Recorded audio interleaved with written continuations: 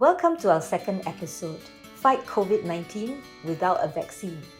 In our first episode, we interviewed two healthcare professionals, a medical specialist and a naturopath.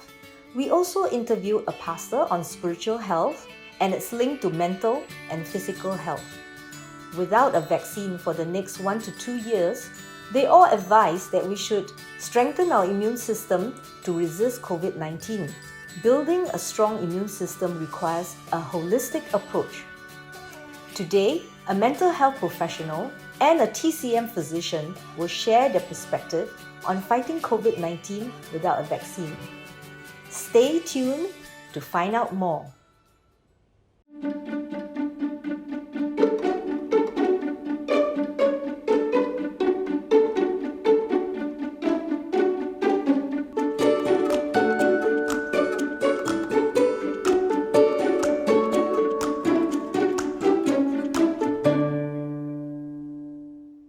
Our first guest is Ms. Chua Ziying, a TCM physician and teacher from the Singapore College of Traditional Chinese Medicine.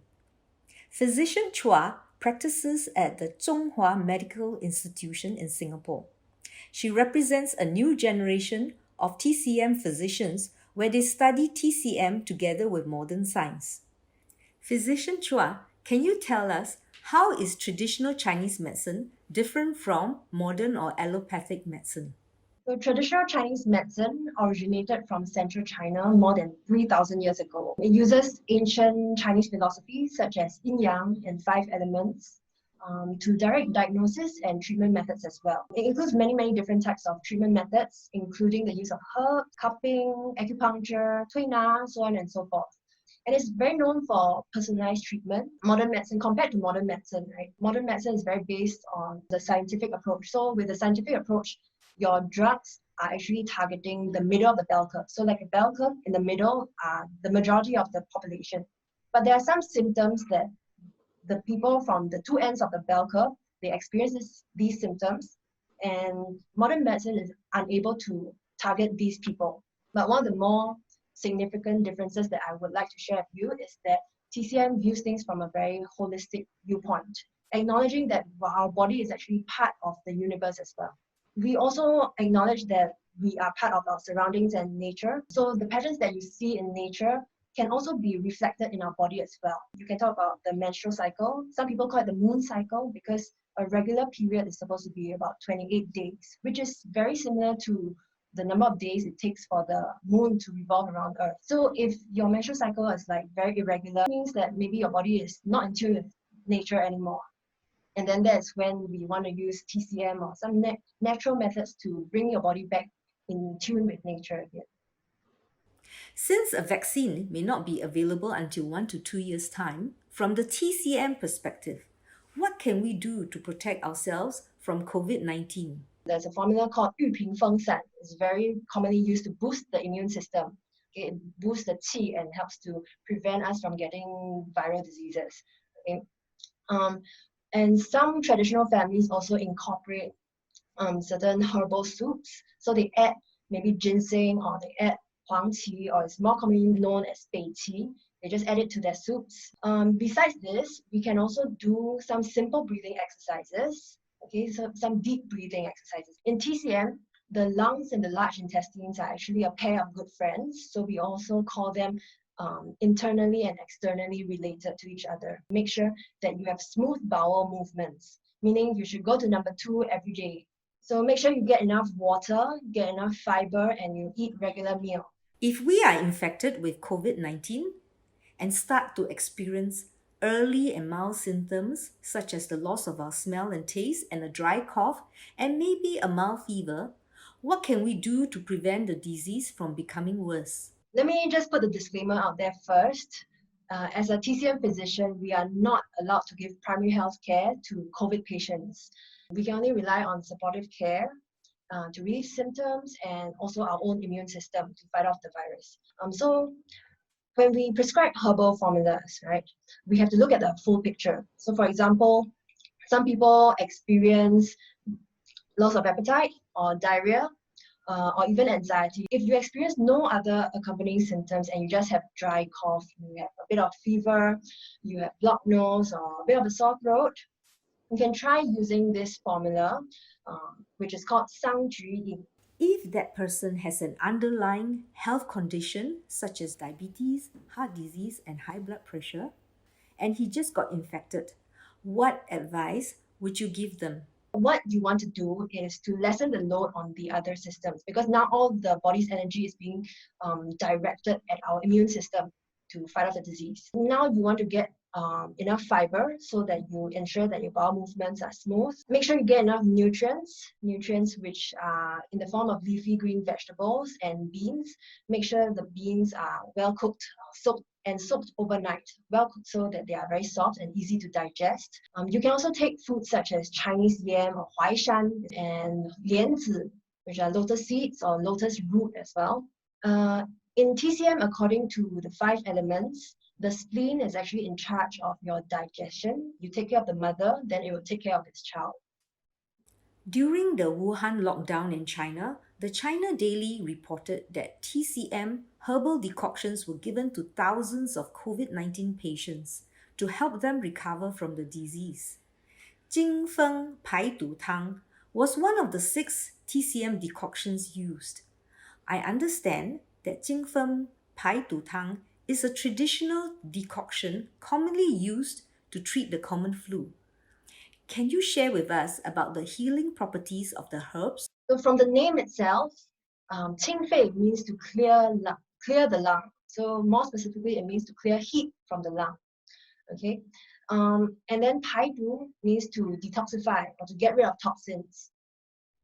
So when heat is severe, it becomes a toxin. So we want to detoxify as well. Qingfei Paidu Tang is also derived from several smaller classical formulas which have been used for many, many centuries in the past. So it's actually a mixture of these different formulas. And what these different formulas do is that it helps to get rid of heat and phlegm.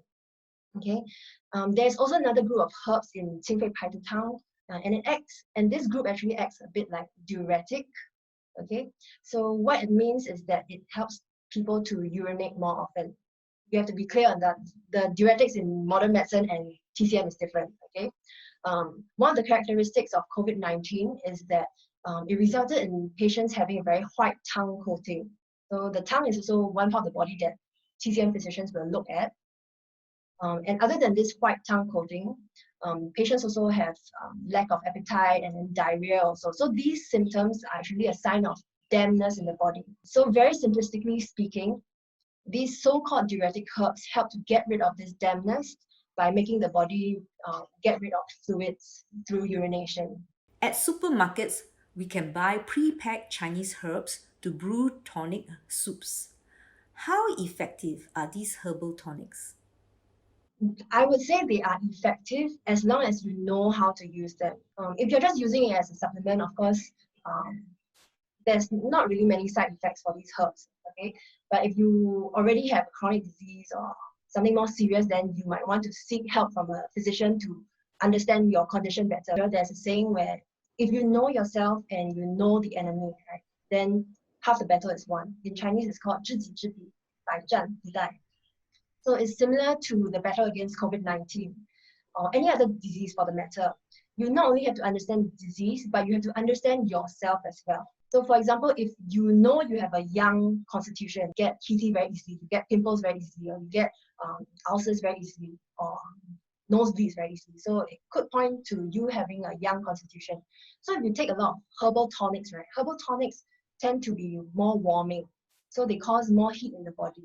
Okay, so if you have a young constitution, you might not want to take so much of these herbal tonics. You might want to choose those cooling teas, or in Singapore we call them liang teh, liang cha. Okay, so these will be better for your body constitution. Physician Chua, after speaking with you, I learned there's a lot more to TCM than I assumed and expected. The TCM approach, the underlying principles used in prescribing herbs, and the vast knowledge of herbal medicine is just amazing. I used to think that I can drink liang teh when I'm heaty or just throw some seeds, ginseng, and herbs into my soup to nourish my body. Now, I know all these herbs have nutritional and healing power. So if we take too much of these herbs, it could actually harm my body.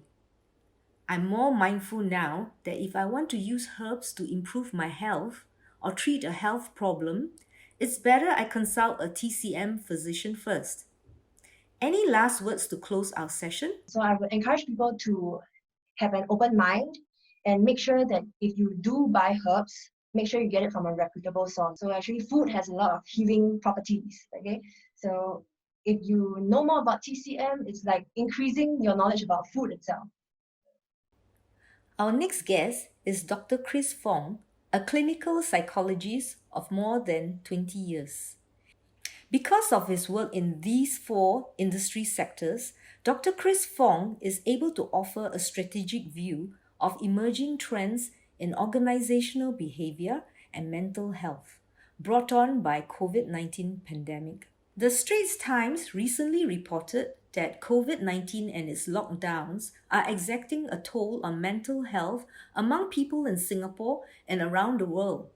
The causes are the general fear and insecurity caused by business closures and retrenchments, the fear of catching the disease, social isolation, boredom, and family tensions from spending a lot of time at home. How does fear and anxiety affect a person's ability to function normally? Certain behaviors can manifest itself. People can be very irritable. They can also be very moody. Sometimes they can have some, inappropriate behavior like shouting and even cause conflicts as well. What can a person do to relieve his mental stress? If I could use an acronym called HAPPY, HAPPY, yeah, I think it's to be mindful of the things we hear in the news. Okay, most times the news is almost in every channel of the world is all talking about the numbers of COVID-19. I don't think we need to be reminded of how many numbers there are each day. So be very mindful of what you hear. Next, be mindful of your appetite. Next, your physical as well. Psychologically, okay, like I just now we said, irritability, your moodiness, your frustration, and last but not least, the why, your values. Okay, how much has your values, your life values have changed? When a person is hospitalized from COVID-19, he could be isolated for 2 to 3 weeks before being discharged. What are his chances of recovering from the disease when he's isolated and not allowed any visits from his loved ones, friends, pastors, and the doctors and the nurses come to him wrapped up in strange gowns? The isolation can impact the immunity. Okay, all right, and this can slow down his recovery as well. Mm. Okay, so it's very important when he's isolated.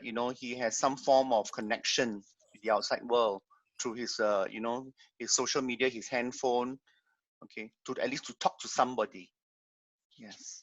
Dr. Fong, with the easing of the circuit breaker come 1st June, you mentioned that there's going to be more stress to come. What kind of stress are you referring to? So, how can we prepare ourselves? The emerging trends, of course, even our government has even said loss of jobs. Okay, and not all businesses are going full swing, returning back to the office. I believe some jobs are still going to work from home.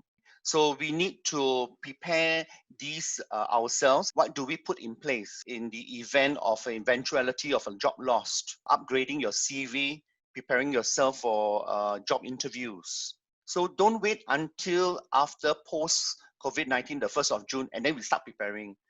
I guess we cannot control any external factors like